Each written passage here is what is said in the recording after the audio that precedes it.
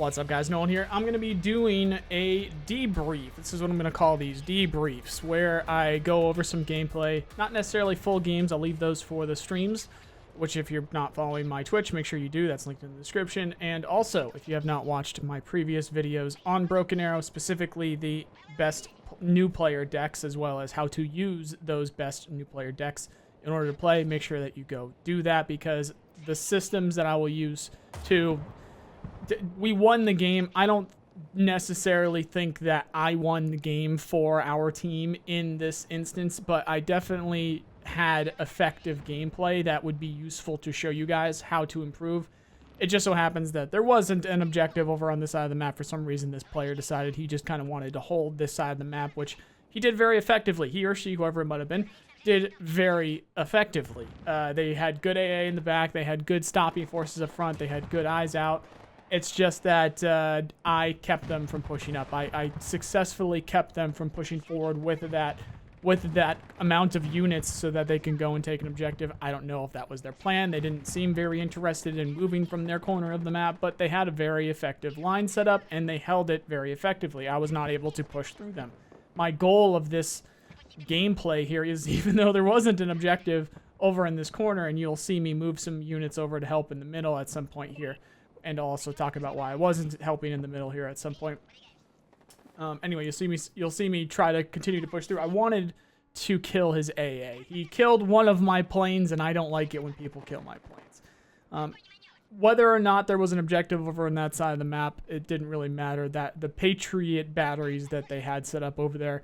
Now that I think about it, I don't know if this was one player or two. It could have been one, but obviously with the amount of units over there, it could have been two. Maybe that's why they ended up losing. They didn't end up pushing another direction. But I had a pretty competent team in this game, so they didn't end up getting many objectives, as you guys will end up finding. Now, actually, we had ended up starting 4-1 as it is, or as it was. What you guys have missed is just a bit of a setup. The way I went at the beginning of this game is because it's Frontiers and the map is so long, it's such a large map, it's very difficult to get ground units in on most of the objectives. It takes quite a long time for them to get there. Is above all else, your priority should be to keep your units alive, but especially on maps like this where it takes so long for your units to get to the front. So anyway, when I'm talking about this, I don't actually have the gameplay going, so make sure I have the gameplay going. I'll speed up a little bit.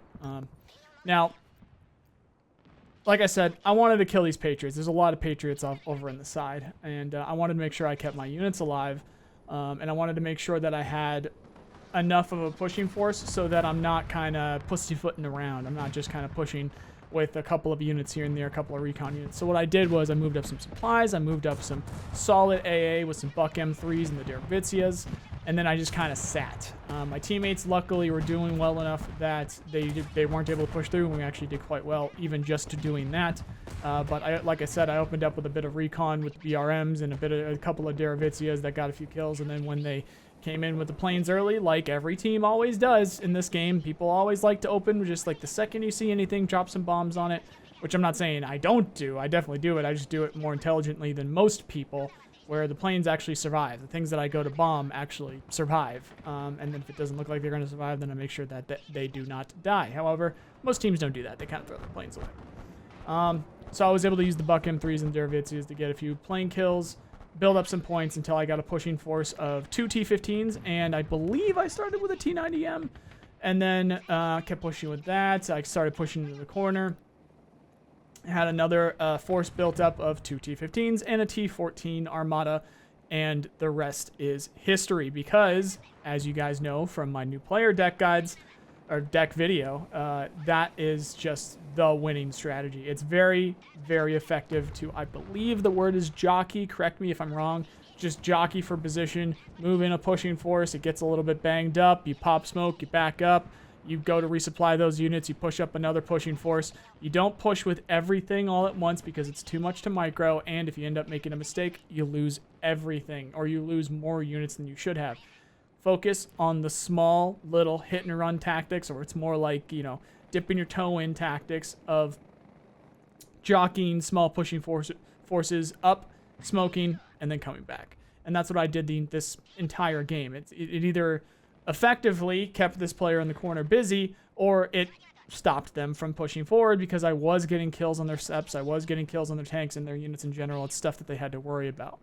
At some point, I did have to go over to the center of the map. I did have to help out with the middle there, and I just simply took one of my forces, and luckily my teammates were good enough to actually be able to hold that down over in the middle, and I saw a very large Abrams push happen over in the middle where, sure, they were able to take the point, but because they didn't have AA, they didn't have recon, they didn't really have anything to hold that position, and they didn't seem too interested in keeping their Abrams alive. Once they did take the point, they just evaporated, and then I just put a T-15 on the point, and it took it back. So it's very weird. Where this is an open beta, it's a free game. Anybody can play.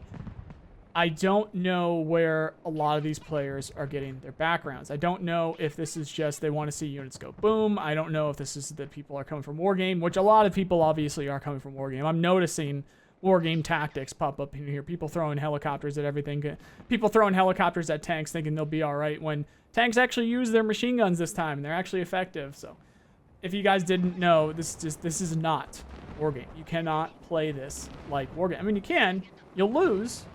But you shouldn't.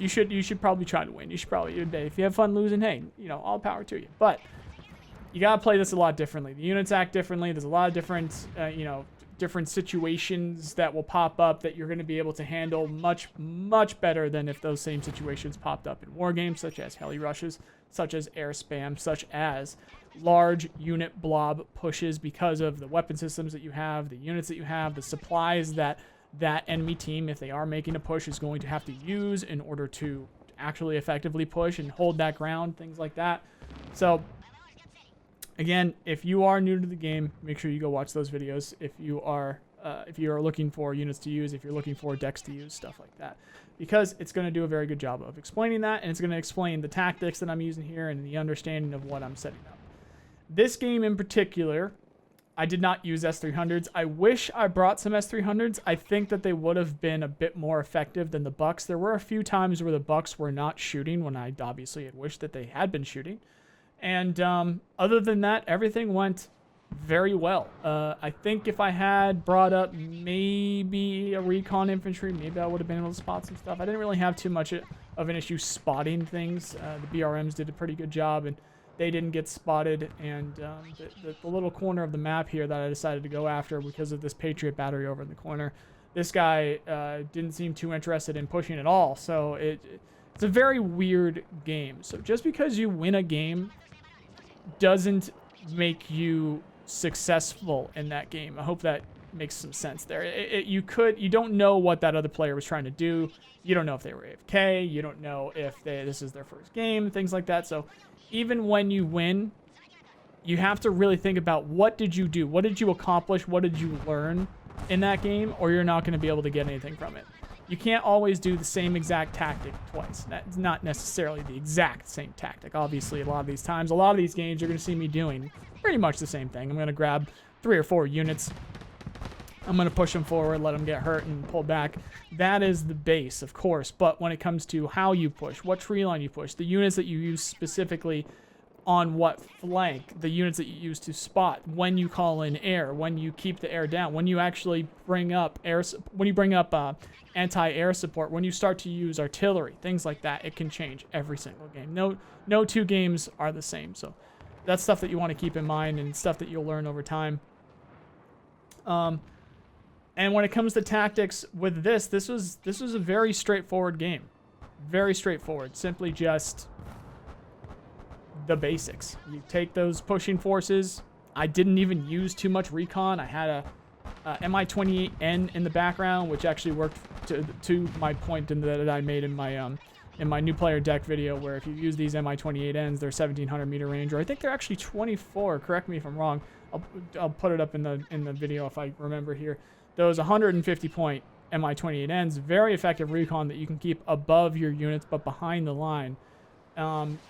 I think it ended up being pretty effective here, and then I was able to just not really care too much that he had at any given point 4 to 6 Abrams and lots of ATGMs and stuff like that, because I was using T15s, T14s, T90Ms with the APS, with the solid smoke, the solid armor, You go up, you take some hits, you pop smoke, you come back, you resupply, you do it again. And you always try and keep up the pressure. So this was a very good game at showing specifically that. And I hope that this was another good, this was good information for you guys. If you feel like I'm missing something, if you feel like I should touch more on what units go where, if you guys have any feedback for me, go ahead and let me know. There's been a couple of days now where I've been trying to figure out how exactly I do this, how exactly I go forward trying to teach you guys more than what I've already tried to teach in those previous videos. So please give me feedback. Please let me know what you would like to see. Otherwise, make sure you follow my Twitch. I'm going to go live immediately after this video is live. If you guys want to come by and check me out, I'll be playing Broken Arrow today as long as the servers stay up. Knock on wood on that one. And I'm going to try and talk through whatever I'm doing in game at the time, and then also obviously answer any questions and stuff like that. So make sure you come by. Like I said, I'm going to be live on Twitch after this video goes live. And otherwise, I hope you enjoyed the video, and I hope you have a nice day. See you guys.